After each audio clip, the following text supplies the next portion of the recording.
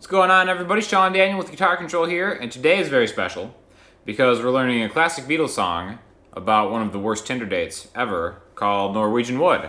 And it's a really cool song because it incorporates a little bit of lead playing techniques between chords, and we're going to play it without a capo, even though you're supposed to play it with a capo on the 2nd fret because I'm not a capo elitist. So if you want to play along with it, just say capo on the 2nd fret and do everything else we're talking about, but basically it sounds a little bit like this.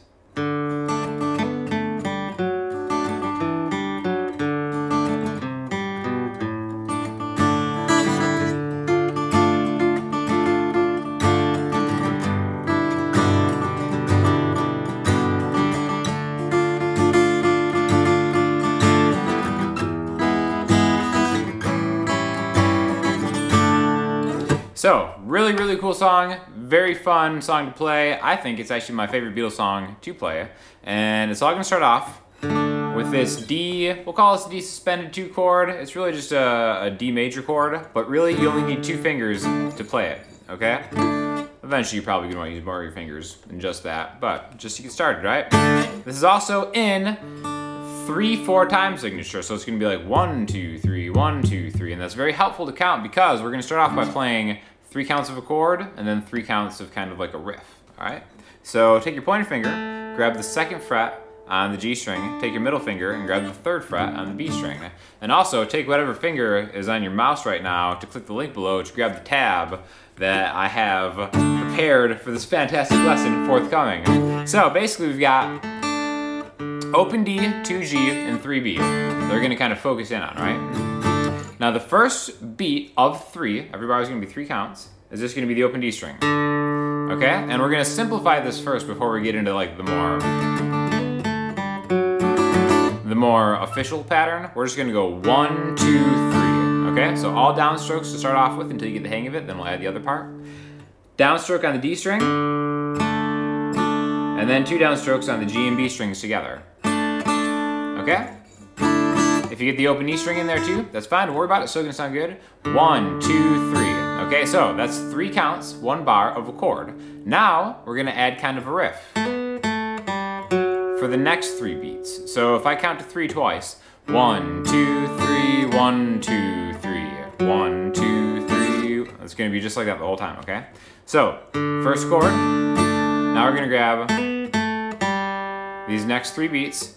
Your pointer finger is going to start just where it was, 2G, hammer on from 2 to 4, back to 2, open G. 1, 2, 3, 1, 2, 3. Now the next bar is going to start on the 4th fret of the D string. Now we're going to do this as the root note, or the bass note of the next 3 count on the chord, okay? Now the 4th fret on the D string is actually F sharp, which is also in a D major chord, so it's really just kind of like an inversion of a D chord. An inversion is just a chord where you don't play the root note in the bass, right? So it's the same thing, but instead of having open D, 4D, okay?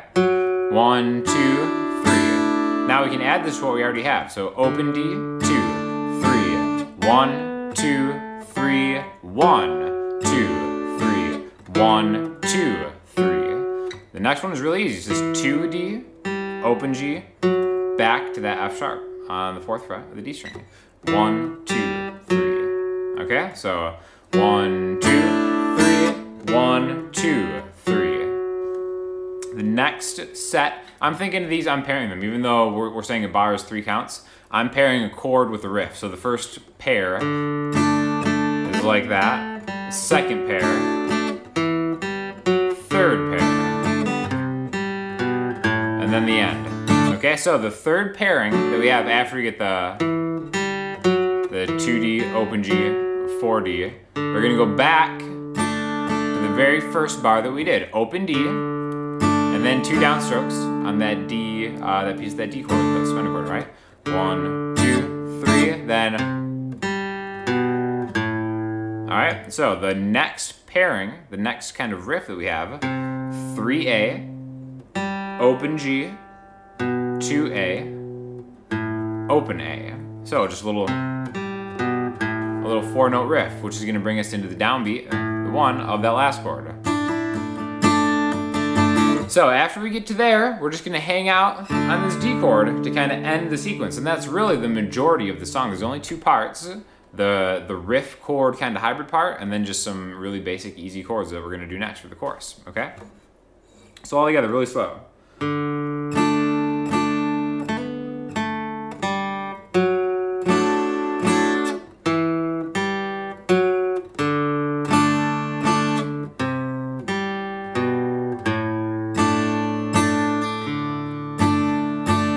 Another 3 count on the end, okay? So if you wanted to sing along, it'll sound something like, I once had a girl, or should I say, she once had me. So basically, this part is really kind of following the melody of what the singing is doing, which is a really fantastic, a masterclass of a lesson in songwriting, okay? You want the chorus to kind of follow what the melody, what the lead melody is doing, and this is really adding a great kind of support to the lyrics, okay? So that's the whole thing for the verses. It's always just a D chord, a 3-note riff into another root, another riff into another root, the first one, then another riff, and then we just kind of end on it. Now, again, once you have that down, once you have the fingering down, and really try to use the same fingering that I use, because you can do it in different ways, but I do think this is the most efficient way to do it, because if you look at my hand, there I am on that first D chord. It doesn't really even look like I'm doing much, because the fingers are just kind of sticking on the frets that they use. And then it's only until this part, the 3A open G, 2A, thing that you really have to kind of get out of position and come back. But super easy. Now if you have that down, again, every bar is 3 beats. We can take the last 2 beats of the chord bar and go down, down, up. So 2 and 3 and. We had just been going 1, 2, 3, root, down, down. To kind of give it more of a vibe, like the actual song, I think it sounds pretty good to go 1, 2, and 3 and. Okay, so all I'm doing is 2 and 3 and, adding the offbeat, the upstroke to that, which you have to go back up to go down again anyways. So it's good to kind of start getting into these alternate strumming patterns. So now we'd have 1, 2, and 3 and, with the riff, 2, 2, and 3 and, same riff.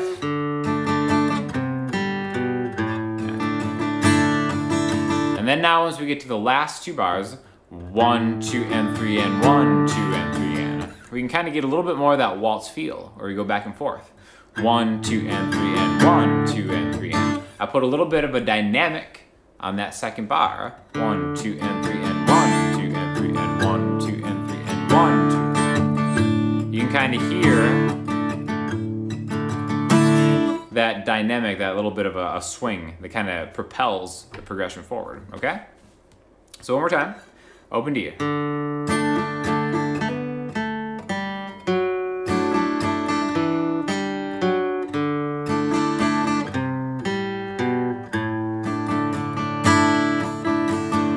so that goes through the verses, and then eventually we're gonna get to the chorus, okay? Really easy chords, same time signature, same strumming really. We're just gonna go to a D minor chord. Really cool part of the song, we started out in like D major, now we're going to something called parallel minor, right? This is all about this D major kind of suspended type sound that we had going on before. Now we're switching straight up minor. 1, 2, 3, 1, 2, 3, 1, 2, 3, 1, 2, 3. So 4 bars of 3 on just that D minor chord, which is 1 on the high E string, 3 on the B string, 2 on the G string, open on the D string. If you want to, you can get the low A in there too, but usually you want to kind of hit the root note first, which is just a D string. 1, 2, and 3, and 1, 2, and 3, and 1, 2, and 3, and 1, 2, and 3. That's 4 bars of a D minor. We're going to switch to G for the next 4 bars. 2 and 3, and 2 and 3, and 3, 4. Okay, so for the first time around, 4 bars of 3 on the D minor. 1, 2, 3, 4, G. 1, 2, 3, 4. Okay? After that, the second time we do that, we're gonna go back to that D minor again. 4 bars again. 1, 2, 3, 4, E major, 4 counts, A7, 4 counts. Okay, so the first time around we have G. The second time we're gonna split G's spot with 3 counts of E major. 1, 2, 3, 1. Actually 3 counts, my mistake. 1, 2, 3, 1, 2, 3, and then A7. A7 is just an A major chord with the open G string, okay? And usually a 7 chord is used to get back to like a dominant 7 chord, which A7 means A dominant 7, is used to get back to the root of where you started. Like this is the 5 chord. If D is 1, D, E, F sharp, G sharp, A, okay? A is 5 when D is 1, so A7 leads back to kind of home base, right? Which then we go back to the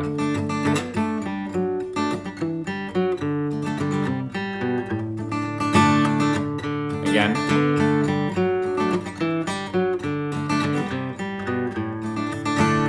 So I just kind of rifled through that, but then we go into the D minor part. 1, 2, 3, 4, G, 2, 3, 4. D minor, 1, 2, 3, 4, E, 2, A7, 4, back to the start. Okay? Really cool. There's really just a couple verses, a couple choruses, and then ends another verse if we kind of take out the cool musical interlude. This is just kind of like a straight up acoustic guitar version. So like when you go to the chorus, you know, the melody would be like, she asked me to stay and then told me to sit anywhere, to the G. Then back to B minor. And I looked around and I noticed there wasn't a chair. E then to A7. I sat on the rock. And then the melody just always follows that part. So again, really one of the really fun guitar songs to play out there because it sounds like you're incorporating the lead part into the rhythm part, which you actually are. So it's really an excellent kind of gateway into that kind of playing where you're always trying to emphasize rhythm. It sounds great just as a solo acoustic guitar piece. It sounds great if you can get it to the point where you can kind of sing along and play with it, accompany somebody else who's singing.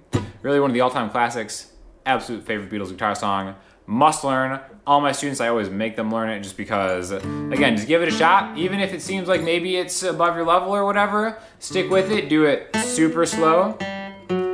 Masterclass in moving melodically around one chord and then swinging around to other chords and stuff like that.